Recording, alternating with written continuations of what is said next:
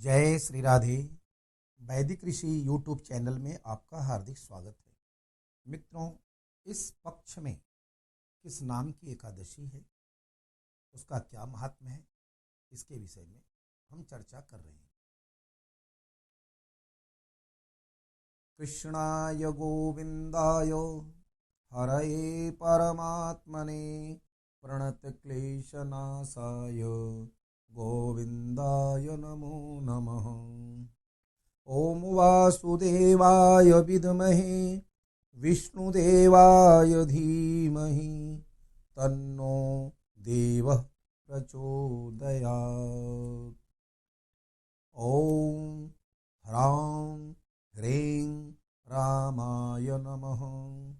ओम क्लीं कृष्णाय गोविंदाय गोपीजन वल्लभाय नमः। देव देव महाभाग श्रीवत्सकृतलांछन महादेव नमस्तेस्तु नमस्ते विश्वभावन। अर्घ्यं गृहाण भो देव मुक्तिं मे देहि सर्वदा।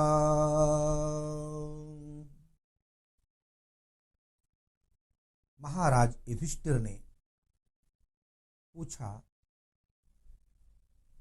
हे मधुसूदन, अब कृपा करके मुझे यह बताएं कि आश्विन मास के शुक्ल पक्ष में किस नाम की एकादशी होती है। भगवान श्री कृष्ण बोले, हे राजन, आश्विन के शुक्ल पक्ष में जो एकादशी होती है वह पापांकुशा के नाम से विख्यात है। क्या नाम है उसका? पापांकुशा। वह सब पापों को हरने वाली तथा उत्तम एकादशी है। उस दिन संपूर्ण मनोरथ की प्राप्ति के लिए मनुष्यों को स्वर्ग और मोक्ष प्रदान करने वाले पद्मनाभ संज्ञक मुझ वासुदेव का पूजन करना चाहिए। जितेंद्रिय मुनि चिरकाल तक कठोर तपस्या करके जिस फल को प्राप्त करता है वह उस दिन भगवान गरुड़ ध्वज को प्रणाम करने से ही मिल जाता है। पृथ्वी पर जितने तीर्थ और पवित्र देवालय हैं उन सब के सेवन का फल भगवान विष्णु के नाम संकीर्तन मात्र से मनुष्य प्राप्त कर लेता है।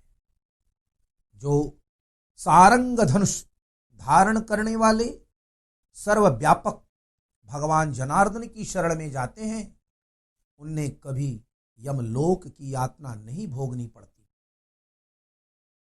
यदि अन्य कार्य के प्रसंग से भी मनुष्य एकमात्र एकादशी को उपवास कर ले तो उसे कभी यम यातना नहीं प्राप्त होती। जो पुरुष विष्णु भक्त होकर भगवान शिव की निंदा करता है वह भगवान विष्णु के लोक में स्थान नहीं पाता, उसे निश्चय ही नरक में गिरना पड़ता है। इसी प्रकार यदि कोई शैव या पाशुपत होकर भगवान विष्णु की निंदा करता है तो वह घोर रौरव नरक में डालकर तब तक पकाया जाता है जब तक कि 14 इंद्रों की आयु पूरी नहीं हो जाती।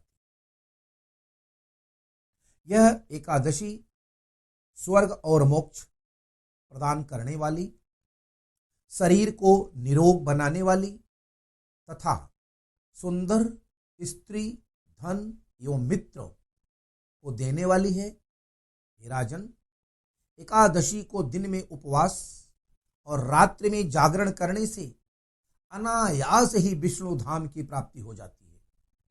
हे राजेंद्र, वह पुरुष मात्र पक्ष की 10, पिता पक्ष की 10 तथा स्त्री पक्ष की भी 10 पीढ़ियों का उद्धार कर देता है।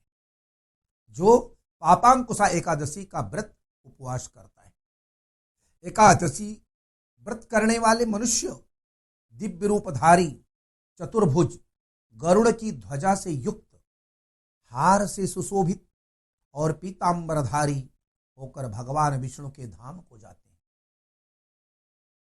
आश्विन के शुक्ल पक्ष में पापांकुशा का व्रत करने मात्र से ही मानव सब पापों से मुक्त हो श्री हरि के लोक में जाता है। जो पुरुष सुवर्ण, तिल, भूमि, गौ, अन्न, जल, जूता और छाते का दान करता है, वह कभी यमराज को नहीं देखता। हे नृपश्रेष्ठ, दरिद्र पुरुष को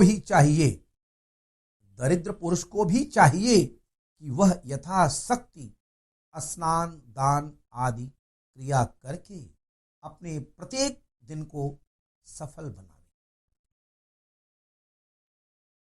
जो होम, स्नान, जप, ध्यान और यज्ञ आदि पुण्य कर्म करने वाले हैं, उन्हें भयंकर यम यातना नहीं देखनी पड़ती। लोक में जो मानव दीर्घायु, धनाढ्य, कुलीन और निरोग देखे जाते हैं, वे पहले के पुण्य आत्मा हैं। उस पुण्यकर्ता पुरुष को ऐसे ही देखे जाते हैं। पुण्यकर्ता पुरुष ऐसे ही देखे जाते हैं। इस विषय में अधिक कहने से क्या लाभ।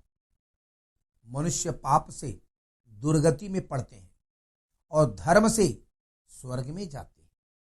हे राजन, तुमने मुझसे जो कुछ पूछा था उसके अनुसार पापांकुशा का महात्म्य मैंने वर्णन किया।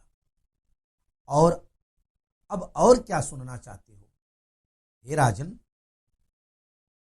अपनी श्रद्धा अनुसार भगवान नारायण की पूजन करके नाम संकीर्तन अवश्य करनी चाहिए।